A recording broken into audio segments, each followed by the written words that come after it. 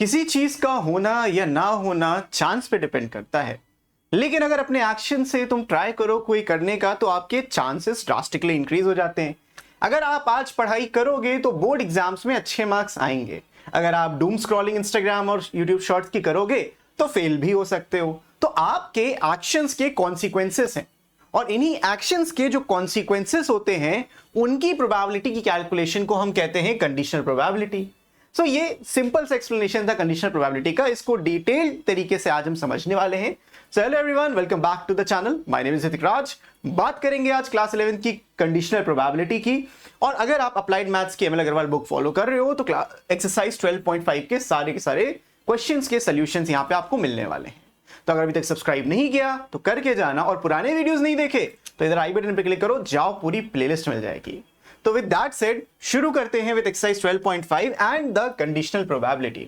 मैंने आपको एक अंडरस्टैंडिंग दे दी कि आपके जो एक्शंस के कॉन्सिक्वेंसेस होते हैं उनके चांस कितने होंगे, उसकी कैलकुलेशन को हम कंडीशनल प्रोबेबिलिटी कहते हैं। सिंपल सा कॉन्सेप्ट। अब देखो, probability of drawing a diamond card from a pack of 52 cards. अगर मैं आपसे बोलूं कि तुमको डायमंड निकालना है तो तुम्हें बोलोगे भाई 13 डायमंड के कार्ड्स होते हैं और टोटल 52 कार्ड्स होते हैं, तो आपका जो आंसर आता है ये प्रोबेबिलिटी हो जाती है 25%। लेकिन कोई ऐसा कर दे कि जो ब्लैक कार्ड्स हैं उनको सेपरेट कर दे और रेड कार्ड्स को सेपरेट कर दे, और अब बोले जो रेड कार्ड है इसमें डायमंड निकालो, और डायमंड रेड कलर का ही होता है। अब जो रेड कार्ड का डेक था उसमें कितने कार्ड्स थे, उसमें तो 26 होंगे ना, 26 ब्लैक 26 रेड। तो ये जो 26 दोनों में थे तो आपको अब डायमंड निकालना है, लेकिन पूरे 52 कार्ड्स में से चूज ही नहीं करना, अब आपको 26 कार्ड्स में से चूज करना है। तो आपके डायमंड चूज करने की जो प्रोबेबिलिटी है वो ड्रास्टिकली इंक्रीज हो गई ना। कैसे इंक्रीज हो गई? तो आपको डायमंड निकालना है, जब आपको मालूम है आप रेड कलर के डेक से निकाल रहे हो तो उसका आंसर आएगा 13 डायमंड कार्ड के नहीं बदले, लेकिन जो टोटल था वो बदल गया, विच इज 26। तो आपका जो आंसर आ जाएगा वो 1/2 आ जाएगा। अब इसी को कहते हैं कंडीशनल प्रोबेबिलिटी। ये सबसे सिंपल सा एक्सप्लेनेशन था। किसी पर्टिकुलर टास्क के होने के बाद अगर कोई टास्क किया जाए और जो नया वाला टास्क है वो पुराने वाले टास्क पे डिपेंड करे तो इसको हम कंडीशनल प्रोबेबिलिटी कहते हैं। और इसको हम रीड करते हैं the probability of diamond when you know that you have drawn the red card. इतना सिंपल सा कॉन्सेप्ट है। अब देखते हैं एग्जांपल एक और देखते हैं। अगर मैं दो कॉइन्स को टॉस कर रहा हूं तो जो ये सैंपल स्पेस बनती है वो head head head tail tail head और टेल टेल की सैंपल स्पेस बनी। और अगर एक इवेंट ए को डिफाइन करते हैं कि 2 हेड्स और 2 टेल्स उसमें आ सकते हैं, सो इवेंट ए क्या है, या दोनों हेड्स हो या दोनों टेल्स हो। इवेंट बी कह रहा है कि एटलीस्ट 1 हेड, कम से कम एक हेड होना चाहिए। तो इस केस में आपको 3 केसेस मिले, ठीक है। सो आपसे बोला गया कि ये बताओ कि what is the probability of getting 2 heads और 2 tails when you know there is at least 1 head. So आपको क्या करना है, आपको इन दोनों का कॉमन पोर्शन विच इज दोनों हेड्स कहां पे थे, एक ही ऑप्शन में थे, और डिनोमिनेटर में वो वैल्यू रखनी है, वो वाला सेट यूज करना है जो चीज ऑलरेडी हो चुकी है। जैसे इस एग्जांपल में आपको मालूम था आप रेड कार्ड ऑलरेडी चूज कर चुके हो तो 26 कार्ड्स उसमें बनते हैं। अब इसकी प्रोबेबिलिटी को कैसे कैलकुलेट करते हैं, बहुत ही सिंपल सा कॉन्सेप्ट है। अगर जो हो चुका होता है वो इम्पॉसिबल इवेंट ना, ऑब्वियसली कोई चीज अकर हो रही है तो इम्पॉसिबल तो होगी नहीं, लेकिन अगर इम्पॉसिबल होगा तो कैलकुलेशन आप नहीं कर सकते। सो यहाँ पे अज्यूम करते हैं कि इसकी प्रोबेबिलिटी 0 से बड़ी होगी और 1 से छोटी होगी, इक्वल टू 1 हो सकती है। तो यहाँ पे probability of B should not be equals to 0। तब probability of A when B has already occurred, इसको बोलते हैं the probability of A when B has already occurred. इसको एक डेफिनेशन इसकी होती है the intersection of both divided by the probability of B. अगर इस चीज को आपको वेन डायग्राम से समझना है तो आप ऐसे समझ सकते हो। मान लीजिए ये सैंपल स्पेस थी, ये आपका सेट ए था, ये आपका सेट बी था। This is A, this is B.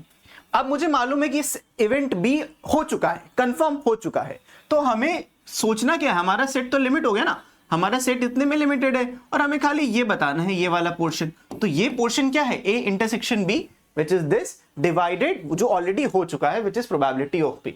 और अगर इसी चीज में अगर हम ऐसे बोलेंगे the probability of B when A has already occurred, तो तुम बोलोगे the probability of A intersection B divided by probability of A, क्योंकि इस केस में ए ऑलरेडी हो चुका है। सो जो ऐसे लाइन के बाद बनता है that event has already occurred. तो ये डेफिनेशन है, सिंपल सा कॉन्सेप्ट। मैंने आपको ऑलरेडी विजुअल रिप्रेजेंटेशन समझा दी, तो इसको आपको देखने की कुछ खास जरूरत नहीं है। लेकिन अगर आपको ये पीडीएफ चाहिए, डिस्क्रिप्शन में आपको लिंक मिल जाएगा, ले लो। और अगर आप iOS यूजर हो तो एंड तक रुको, मैं आपको समझाऊंगा कैसे डाउनलोड करना है। Probability of B equals to 0 ये नेसेसरी कंडीशन है। अगर आपसे बोले कोई कंडीशनल प्रोबेबिलिटी की नेसेसरी कंडीशन क्या है, तो this is the necessary condition, बाकी कुछ भी जरूरत नहीं है। और conditional probability evaluated in the reduced sample space, ये हमेशा याद रखना। अब ऐसा क्यों है? ऐसा इसलिए है क्योंकि आप सैंपल स्पेस जो लेते हो सबसे बड़ा सेट होता है, और कंडीशनल प्रोबेबिलिटी में उस सैंपल स्पेस में से एक इवेंट हो चुका होता है, तो वो रिड्यूस सैंपल स्पेस बन जाता है, इसीलिए ये बनता है। अब आप बोलोगे the probability of A when the sample space was already occurred. अब obviously probability of sample space कितना होगा? 1। तो डायरेक्टली आप पी ए बोल सकते हो। A when A has already occurred, तो तुम्हें तो मालूम है ना ए हो चुका है, तो आंसर हो जाएगा इसका 1। Probability of A when samples probability of the sample space when A has already occurred, मतलब एक इवेंट हुआ है उसमें से सैंपल स्पेस कितना करोगे, वो तो कंफर्म है ना कि सैंपल स्पेस का पार्ट ही तो है भाई वो, तो ये भी आपका इस तरीके से आंसर आ जाएगा। आप चाहो तो इसको और डिटेल में समझ सकते हो, जैसे अगर मैंने जो फॉर्मूला बताया probability of A when B का, ये होता है प्रोबेबिलिटी इन दोनों का इंटरसेक्शन ले लेते हैं A इंटरसेक्शन B और डिवाइड कर देते हैं द प्रोबेबिलिटी ऑफ B से। तो अगर मैं इसी चीज को यहां पे देखूं तो probability of S intersection A divided by probability of A, तो S इंटरसेक्शन A मतलब सैंपल स्पेस और सेट में अगर हम कॉमन लेने की बात करें तो प्रोबेबिलिटी ऑफ A आएगी और नीचे भी प्रोबेबिलिटी ऑफ A, कट पिट के वो 1 आ जाता है।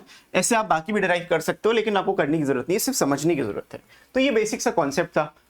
प्रॉपर्टीज क्या होती हैं? पहली प्रॉपर्टी कहता है कि जो ए और व्हेन बी मतलब जो नॉर्मल प्रोबेबिलिटी की डेफिनेशन होती है वो यहाँ पे भी वैलिड है कि 0 और 1 के बीच में लाया करेगा।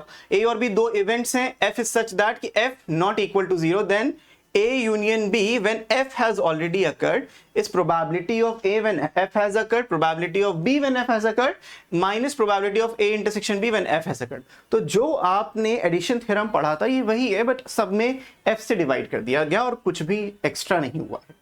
और A और B अगर डिसजॉइंट सेट्स हैं, डिसजॉइंट का मतलब म्यूचुअली एक्सक्लूसिव सेट्स हैं, कोई भी कॉमन इंटरसेक्शन पार्ट ही नहीं है, तो ये पार्ट 0 हो गया, तो सिर्फ इन दोनों का सम आप ले लेते हो। तीसरी प्रॉपर्टी ये कहती है कि कभी भी, ये सबसे इंपॉर्टेंट है, इसको तो ध्यान से समझ लो, इस पर डायरेक्ट क्वेश्चन आपको मिलता है कि अगर आप निकालना चाहो probability of A complement when B has already occurred, ये हमेशा 1 minus probability of A when B has already occurred होगा।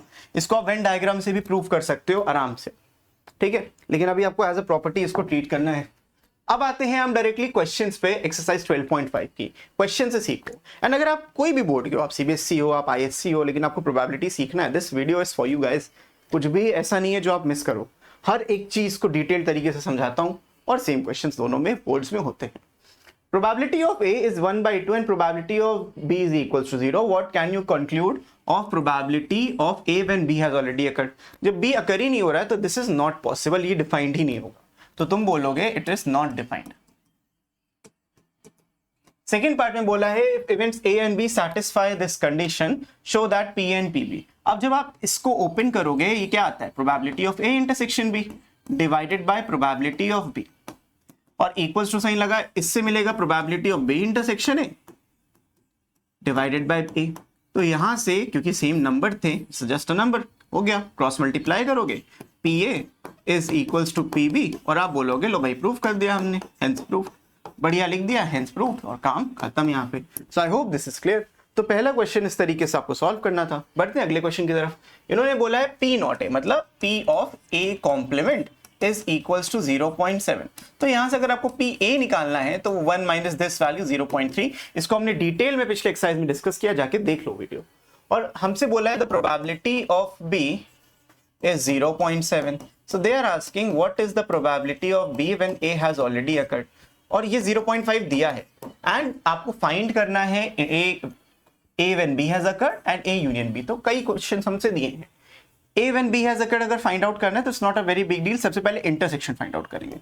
By definition probability of B when A has already occurred is probability of A intersection B, आप B intersection A बोलो या A intersection B same चीज है, divided by the probability of A। ये A क्यों आया? क्योंकि जो भी यहाँ पे डिवीजन में वही नीचे डिवाइड में जाता है। दिस इंप्लाइज इसकी वैल्यू थी 0.5, इसकी वैल्यू पता नहीं है, इसको हम A इंटरसेक्शन B ही बोलेंगे, और प्रोबेबिलिटी ऑफ A हमने निकाला था वो 0.3 है। तो यहां से तुम कह सकते हो ये इधर मल्टीप्लाई हो जाएगा, so probability of A intersection B हो जाएगा 0.15। अब हमें पता चल गया इंटरसेक्शन का 0.15 आ रहा है, तो A when B निकालना is not a difficult task now, because इसमें आपको A इंटरसेक्शन B ही तो रखना था, लेकिन divide by probability of B करना था। अब इसमें क्या होगा 0.15, और B में क्या है? B में है 0.70, तो यहाँ से आप इसको हटा सकते हो, 3/14 ये आपका आंसर आ जाएगा। आप फ्रैक्शन में भी छोड़ सकते थे, इट्स फाइन, बट मेरे को ये ज्यादा सही लगता है सॉल्व करना। लास्ट पार्ट में बोला है the probability of A union B, तो एडिशन थ्योरम हमने पढ़ा ही है, probability of A plus probability of B minus probability of A intersection B. तो ए की प्रोबेबिलिटी थी 0.3, बी की थी 0.7, माइनस करेंगे intersection which is 0.15, final answer आ जाएगा 0.85। This is the probability of A union B and I hope this is clear to all of you. Easy questions हैं, बस आपको फॉर्मूलेज को ध्यान में रखना है। बढ़ते नेक्स्ट क्वेश्चन की तरफ। Compute P A one B, आपको हर चीज दी गई है, इंटरसेक्शन नहीं दिया गया, तो इंटरसेक्शन निकालते हैं। Again use the addition theorem, P A plus P B minus P A intersection B. तो P A union B 3/5 equals to 1/5 plus 2/5 minus probability of A intersection B. अब यहाँ पे देखो 3/5 आ रहा है, मतलब 3/5 equals to 3/5 minus probability of A intersection B. तो यहाँ से मिल जाएगा आपको कि जो ए इंटरसेक्शन बी है दैट हैज टू बी 0 होगा, क्योंकि दोनों तरफ बराबर नंबर आ गया। अब क्या होगा यहाँ पे बेटा कि आपको निकालना है probability of A one B. सो ए वन बी में probability of A intersection B आएगा, डिवाइड करोगे आप प्रोबेबिलिटी ऑफ बी से, तो 0 अबाउट डिवाइड बाय 0, 2/5 हमेशा 0 ही रहेगा। सो A one B has occurred का इसका आंसर आपका 0 ही आएगा बिना किसी दिक्कत के। So I hope this question is also clear to all of you. बढ़ते हैं नेक्स्ट क्वेश्चन की तरफ which is this one. A die is thrown twice, 2 बार डाई को थ्रो किया, and the sum of numbers appearing is observe to be 6, मतलब जो सम आ रहा है वो 6 आ रहा है। अब देखो इसको कैसे करते हैं, let's understand this whole thing. इस क्वेश्चन से काफी चीजें सीखोगे। अभी तो डायरेक्टली सिर्फ न्यूमेरिकल्स थे, फॉर्मूला बेस्ड आपको सॉल्व करना था, ठीक है। लेकिन अब क्या करना होगा, what you need to do is कि एक सेट ए लिखते हैं, sum is 6। What is the conditional probability that the number 4 has appeared at least 1, और बी कह रहे हैं कि occurrence of 4, occurrence of observe था, चलो ठीक है अकरेंस ऑफ 4 बोल देना, कोई भी किसी को भी बोल सकते हो। अब समझते हैं बात को, ये क्या बोल रहा है। बोल ये रहा है कि आपको निकालना है the probability of B when A has already occurred. आपको मालूम है कि सम 6 आया है तभी ये होना चाहिए, तो आप यहां निकालोगे the probability of A intersection B divided by the probability of A. तो मुझे ए इंटरसेक्शन बी और ए की वैल्यू चाहिए, तो कैसे निकलेगी उसको समझते हैं। तो this is what I need to calculate. इसको डब्बे में कर लेते हैं।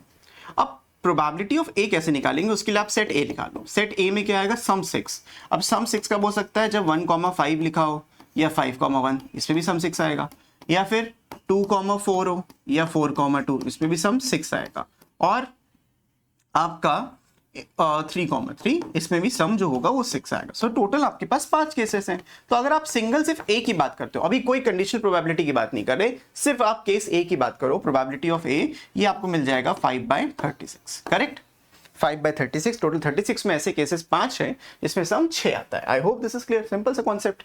अगर मैं अकरेंस ऑफ 4 की बात करूं बी में, तो अकरेंस ऑफ 4 कैसे होगा, देखो 1,4 पे भी हो सकता है, 2,4 पे भी हो सकता है, 3,4 पे भी हो सकता है, करेक्ट, 4,4 पे भी हो सकता है, और 5,4 एंड 6,4 इस पे भी हो सकता है। मतलब देयर आर मल्टीपल केसेस। अभी बचा कौन सा, 4,1 आ गया, 4,2 आ गया, 4,3 आ गया, 4,4 हम लोग ऑलरेडी लिख चुके हैं, 4,5 एंड 4,6। तो बस इतने नंबर्स ऐसे हैं जहां पे अकरेंस 4 का आ रहा है कम से कम एक बार। अब बात ये बस इतनी सी है कि आपको प्रोबेबिलिटी ऑफ बी निकालना ही नहीं था, आपको निकालना था A intersection B. Remember our formula, this is a formula. अब ए इंटरसेक्शन बी निकालूंगा तो मुझे देखो क्या क्या दिख रहा है, मुझे दिख रहा है कि इन दोनों में कॉमन एलिमेंट्स क्या है, तो मुझे 2,4,4,2 2,4,4,2 दिख रहा है, और कोई ऐसा कॉमन एलिमेंट इन दोनों में नहीं है जो इस कंडीशन को सेटिस्फाई करता है। तो मुझे दिख रहा है कि भाई इसमें जो सेट बनेगा वो 2,4 एंड 4,2 का बनेगा, करेक्ट, और आउट ऑफ 36 एलिमेंट्स। तो अगर मैं इसकी प्रोबेबिलिटी निकालूंगा ए इंटरसेक्शन बी की, तो इसकी प्रोबेबिलिटी आ जाएगी 2/36। बात समझ में आई। अब इस जो डब्बा बनाया था, इस डब्बे को वापस लाते हैं। Then probability of A when B is equals to probability of A intersection B, और ए इंटरसेक्शन बी आपका 2/36 आया, डिवाइड करोगे और ए आया था 5/36, 5/36, और कट पिट के आंसर 2/5 आएगा। समझ में आया? ये है प्रॉपर प्रोसीजर इस क्वेश्चन को करने का। लेकिन मैं आपको एक शॉर्टकट बताता हूं कि आप यहीं पे कैसे निकाल सकते थे आंसर। मुझे एट द एंड इंटरसेक्शन ही चाहिए, तो दोनों में जो कॉमन होगा भाई, मुझे वो सेट बड़ा था, लिखने की जरूरत ही नहीं थी, मुझे ये देखना था कितने ऐसे एलिमेंट है जिसमें 4 आ रहा था, 1 2, इसमें टोटल कितने एलिमेंट्स है 5, तो 2/5, क्वेश्चन खत्म वहीं पे, है या नहीं? तो आप ऐसे भी कर सकते हो और ऐसे भी कर सकते हो, choice is completely yours. Free will exist करती है, वो आप ही की है, इसी में फ्री विल थी। बढ़ते हैं नेक्स्ट क्वेश्चन की तरफ। A pair of dice is thrown and the sum of the numbers observed to be even. What is the probability that the both dice have come up with even numbers? बहुत बढ़िया, हमसे ये बोला गया कि जो सम ऑब्जर्व किया गया वो इवन है, मतलब whatever has occurred sum is even, sum is even, और ऑप्शन जो सेट बी था both are even।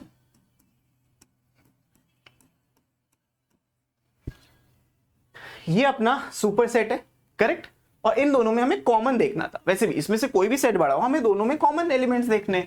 देखो भाई, अगर मैं ए की बात करूं तो सम इवन कैसे आ सकता है, कहां कहां आ सकता है? 1,1 पे इवन आएगा, 1,3 पे इवन आएगा, 1,5 पे इवन आएगा। सिमिलरली 2,2 पे इवन मिलेगा, 2,4 पे इवन मिलेगा एंड 2,6 पे इवन मिलेगा। सिमिलरली 3,1 पे इवन मिलेगा, 3,3 पे मिलेगा और 3,5 पे इवन नंबर्स मिलेंगे। फिर 4,2 पे, 4,4 पे एंड 4,6 पे। इवन कैसे बनता है? जब दो ऑड नंबर या दो इवन नंबर आपस में ऐड होती। फिर आएगा 5,1, 5,3 एंड 5,5, देन 6,2, 6,4 एंड 6,6। क्या इसके अलावा कोई और हमें एलिमेंट मिलेगा जिसमें सम इवन आएगा? नहीं आएगा। तो आप अगर इसकी प्रोबेबिलिटी निकालो, the probability of A is just 18/36। और अगर मैं बी सेट लिखूं कि both are even, both are even में कैसे आएगा बेटा कि 2 2 2 4 2 6 4 2 2, मतलब ये वाले केसेस हैं, इन केसेस को आप उसमें लिख रहे होगे। So half of them has to be this way.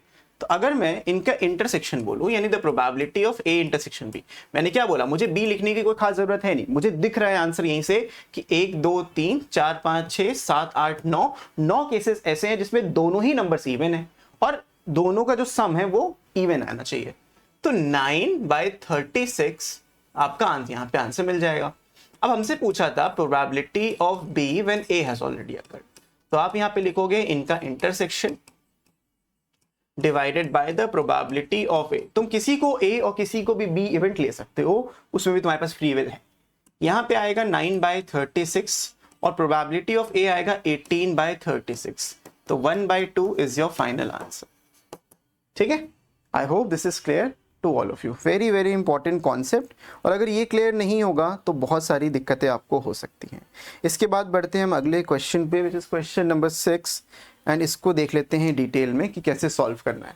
तो क्वेश्चन 6 में बोला है family has 2 children, what is the probability that both the children are boys given that at least one of them is a boy. यहाँ पे भी जो आएगा subset वो रिड्यूस सबसेट होगा, जो सैंपल स्पेस सबसे बड़ी वाली होगी। देखो दोनों बॉयज हो सकते हैं, दोनों गर्ल्स हो सकती हैं, एक बॉय एक गर्ल या एक गर्ल एक बॉय, करेक्ट।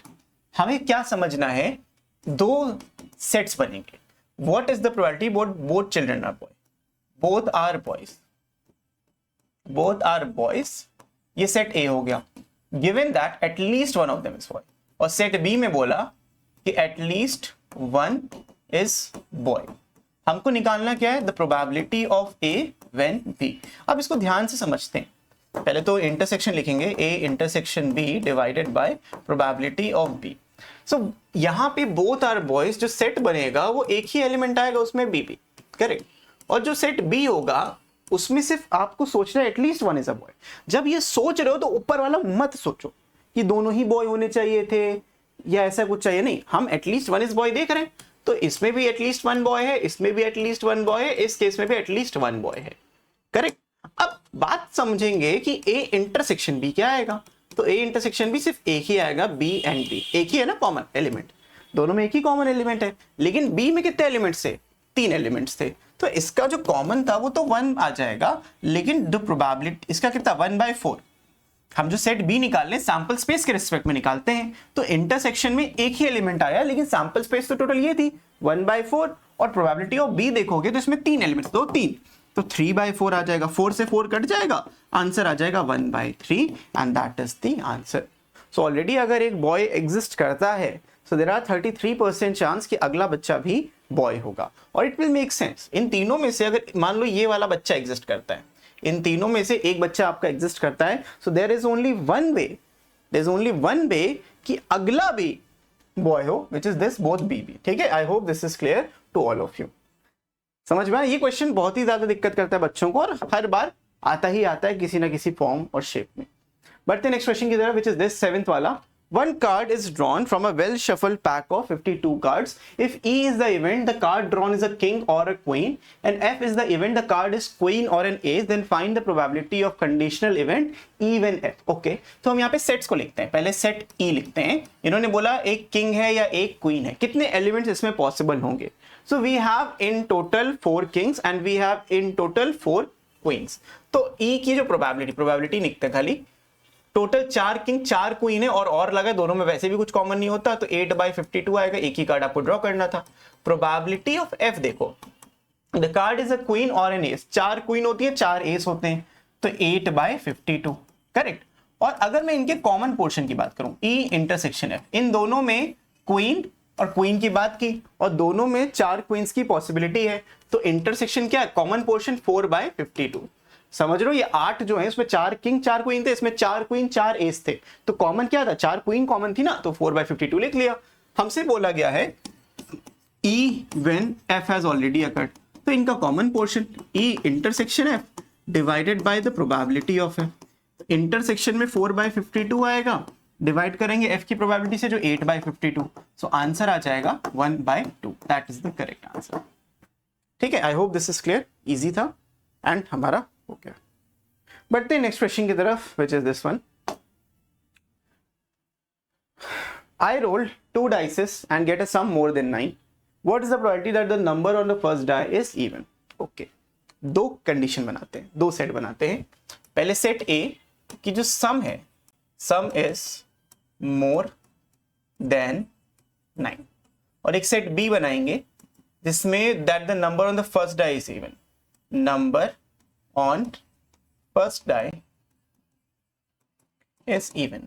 तो अभी सेट बना रहे हैं, अभी आंसर नहीं लिख रहे, तो अगर मैं सेट ए लिखता हूं, सेट ए में देखो क्या कहेगा, सम इज मोर देन 9, 1 के साथ ऐसा कोई नंबर नहीं है जो आपको 9 से ज्यादा वैल्यू देता है, 2 के साथ भी ऐसा कोई नंबर नहीं है जो 9 से ज्यादा वैल्यू देगा, 3 के साथ इकलौता 6 है जो एग्जैक्टली 9 वैल्यू देगा। ए में आ जाएगा सम मोर देन 9 में 3 के साथ भी नहीं, 3 के साथ एक नंबर आएगा 6, तो हमें 3 के साथ तो लेना ही नहीं है, हमें किसके साथ लेना है, 4 के साथ। अब 4 के साथ आप 6 लोगे तब सम मोर देन 9 बनेगा, उससे पहले किसी नंबर में नहीं बनेगा। 4,5 में भी आपको एग्जैक्टली 9 मिलेगा, लेकिन कभी भी मोर देन 9 तो नहीं मिलेगा। तो फिर आप आओगे तो 5,5 पे भी मोर देन 9 मिलेगा, 5,6 पे भी मोर देन 9 मिलेगा, फिर 6,4, 6,5 एंड 6,6। सिर्फ इतने ही केसेस ऐसे होंगे बच्चों जहां पे आपको जो सम है वो मोर देन 9 मिल रहा है। अब बात करेंगे number on the first die is even. ठीक है, हमें मालूम है to get a sum more than 9, what is the probability that the number on the first die is even? So more than 9 हो चुका है, ये इवेंट हो चुका है, तो आपको चाहिए the probability of B when A has already occurred। तो आप तो यहाँ पे इंटरसेक्शन B ही लिखोगे ना, divided by probability of A। ठीक है, आप चाहो तो अब इसको B वाला सेट निकालो, the number on the first die is even, तो 2 1 2 2 2 3 2 4 2 5 2 6 4 1 4 2 एंड सो ऑन, ऐसे आपको 18 नंबर मिल जाएंगे। लेकिन उसमें आपको करना क्या, उसमें जो सेट बनाओगे बी वाला और इसमें कॉमन क्या है, तो जो छोटा वाला ये छोटा सेट है, ऑब्वियस सी बात है, इसमें और उसमें कॉमन क्या हो, कौन से एलिमेंट्स होंगे, ये वाला कि पहले नंबर पे इवन, पहले डाई पे इवन नंबर, पहले डाई पे इवन नंबर, पहले डाई पे इवन नंबर, पहले डाई पे इवन नंबर। ये ऐसे आपको 4 केसेस मिल रहे हैं जहां पे पहले डाई पे इवन नंबर है और ओवरऑल जो वैल्यू है वो मोर देन 9 है। तो आपको आंसर क्या मिल जाएगा, कॉमन पोर्शन तो 4 थे आउट ऑफ 36 केसेस, और सेट ए में 6 एलिमेंट्स हैं आउट ऑफ 36 केसेस। तो 36 कहां से आ रहा है, वो टोटल सैंपल स्पेस की स्पेसेस हैं, तो यहां पे आएगा आपका 4/6 और 2/3। This will be your final answer. So I hope this is clear to all of you. So बढ़ते हैं हम अगले क्वेश्चन की तरफ, which is this one, 16th. In a certain school, 20% of the students failed in English, 15% of the students failed in mathematics and 10% of the students failed in both English and mathematics. तो ये failure बच्चों की बात कर रहे हैं, पास की नहीं. A student is selected at random. If he passed in English, what is the probability that he also passed in mathematics? 20% अगर इंग्लिश में फेल है तो कितने पास होंगे? 80% पास होंगे. लेकिन हमें सोचो बोला क्या है इन्होंने, जो ये बोला है कि 10% of the students failed in both English and mathematics. That does not mean कि 90% दोनों में पास हो गए. करेक्ट. यहां पे बोला गया है the probability of A complement intersection B complement. तो हमने सीखा था कि ये होता है the probability of A union B का whole complement, और ये होता है 1 minus probability of A union B. तो अलजेब्रा भाई अच्छे से समझ लो.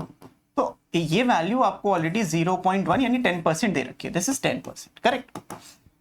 अब इसको अगर इधर शिफ्ट कर दूं तो probability of A union B को, तो आपको मिल जाएगा 1 माइनस 10% या 100% माइनस 10%.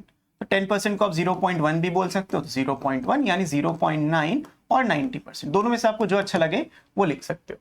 10% को 0.1 लिखा तो 0.9 को 90% भी आप लिख सकते हो. ठीक है, ये ए यूनियन बी दिया है. अब मजे की बात, 20% फेल्ड थे इंग्लिश में, मतलब the persons who are failing in English are 20%. So जो पास हुए हैं इंग्लिश में वो कितने हैं?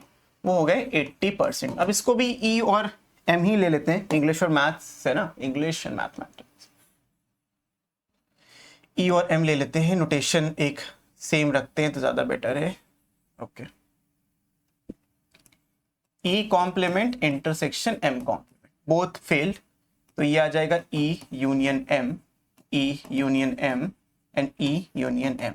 दोनों में जो पास हुए हैं इधर मैथ्स और इंग्लिश में वो 90% है. इंग्लिश वाले 80% है.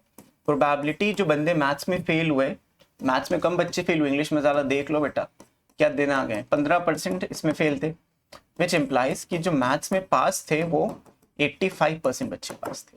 हमें दोनों का इंटरसेक्शन नहीं पता, इंग्लिश एंड मैथ्स का इंटरसेक्शन नहीं पता, और वही निकालना है, इंग्लिश एंड मैथ्स का इंटरसेक्शन निकालना है. इसको एक्स मान लो. So probability of E union M is equals to probability of E plus probability of M minus probability of E intersection M. सब वैल्यूज पता है. ये 90% है, ये है 80%, ये है 85% और ये है x%. इसको इधर भेज दोगे तो x आ जाएगा, इधर आ जाएगा 75%. मतलब दोनों में जो पास हुए हैं वो 75% बच्चे. ठीक है, 75% passed in both the subjects. अब अगर आपको ये मिल गया, इंटरसेक्शन मिल गया, उससे फायदा ये है कि if he passed in English what is the probability that he also passed in mathematics. तो आपको यहाँ पे निकालना ये है the probability of maths when the person passed in English. तो ऊपर आ जाएगा probability of maths intersection English divided by the probability of English. Intersection 75% था और इंग्लिश में 80% बच्चा पास हुआ है. ठीक है, तो इसको आप सिंप्लीफाई कर लोगे, परसेंटेज साइन हट जाएगा. 75 15 16 15/16 आपका आंसर हो जाएगा एंड यू आर डन. इस तरीके से क्वेश्चन सॉल्व करने हैं, बड़े सिंपल से ऑप्शंस हैं. आई होप दिस इज क्लियर. बढ़ते हैं हम अब आखिरी क्वेश्चन की तरफ. आखिरी है ना? नहीं, हाँ आखिरी क्वेश्चन है. तो लास्ट क्वेश्चन की तरफ हम बढ़ते हैं. यहाँ पे 60% of the students read Hindi newspaper, 40% Tamil newspaper and 20% both Hindi and Tamil newspaper. Find the probability that the student selected random Tamil newspaper given that he has already read Hindi newspaper. तो हमें जितनी चीजें दी हैं उसको जरा लिख लेते हैं. हिंदी के लिए they have given 60%, तमिल के लिए they have given 40% and इनका जो इंटरसेक्शन है Hindi intersection Tamil is just 20%. और यूनियन निकालना है, अभी जरूरत है अपने को कहीं नहीं, हाँ बाद में होगी, वो बात की बात है. तो देखो पहले पार्ट में बोला है तमिल न्यूज़पेपर बंदा पढ़े लेकिन हिंदी ऑलरेडी पढ़ चुका हो, तो probability of Tamil intersection Hindi divided by probability of Hindi. तो इसका 20 था, हिंदी का 60 था परसेंट में, तो आपका आंसर आ जाएगा 1/3. सेकेंड पार्ट में बोला गया है the probability of Hindi newspaper that you have read Tamil, तो probability of Tamil intersection Hindi divided by probability of Tamil. तो दोनों का कॉमन पोर्शन 20, तमिल का 40, 1/2 आंसर आ जाएगा. इसके बाद बढ़ते हैं हम लोग नीदर हिंदी नॉट तमिल पे.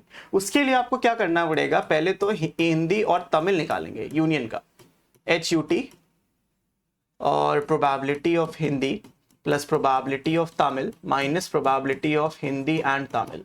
तो हिंदी का था 60 प्लस 40 माइनस का 20, तो इधर हो जाएगा 80%। ये यूनियन है, मतलब कि इनमें से पक्का हिंदी और तमिल न्यूज़पेपर पढ़ने वाले 80% लोग हैं। तो हमसे बोला है नीदर हिंदी नॉट तमिल, तो आपसे बोला बस इतना है H यूनियन T का होल कॉम्प्लीमेंट।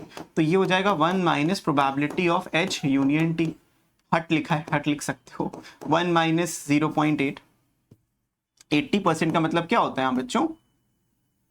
0.8। तो 1 माइनस 0.8 इज 0.2 और 20%। तो 20% बच्चे ऐसे हैं जो ना ही हिंदी न्यूज़पेपर पढ़ते हैं और ना ही तमिल न्यूज़पेपर पढ़ते हैं। वो क्या पढ़ते हैं? The economic times. खैर, समझ में आ गया। हमने इस तरीके से देखो मजे मजे में 12.5 भी खत्म कर ली बिना किसी दिक्कत के, और अच्छे से समझा के मैंने एक एक क्वेश्चन करवाया है। अब गलत करके आए तो क्या ही कर सकते हैं, मैं क्या कर सकता हूँ, अपने से कितना झूठ बोलोगे। तो इसको 2-3 बार देखो ताकि आपको समझ में आए और आप अच्छे से कर पाओ क्वेश्चंस एग्जाम में, ठीक। और भूलना नहीं मेरा ऐप डाउनलोड करना, जहां पे आपको सारे के सारे नोट्स फ्री ऑफ कॉस्ट मिलने वाले हैं। तो जितने भी iOS यूजर्स हैं, iOS यूजर्स के लिए आपको डाउनलोड करना है माई इंस्टीट्यूट ऐप। माई इंस्टीट्यूट ऐप डाउनलोड करना है, उसमें आपसे मांगेगा एक ORG कोड। तो ORG कोड में आपको लिखना है TKSHMF और अपने मोबाइल नंबर से साइन इन कर लेना है, और आप डायरेक्टली सारे नोट्स के लिए एलिजिबल हो जाओगे। सो आज के लिए इतना ही, मैं मिलता हूं आपसे नेक्स्ट वीडियो में। तब तक के लिए keep practising, keep learning, take care and bye bye.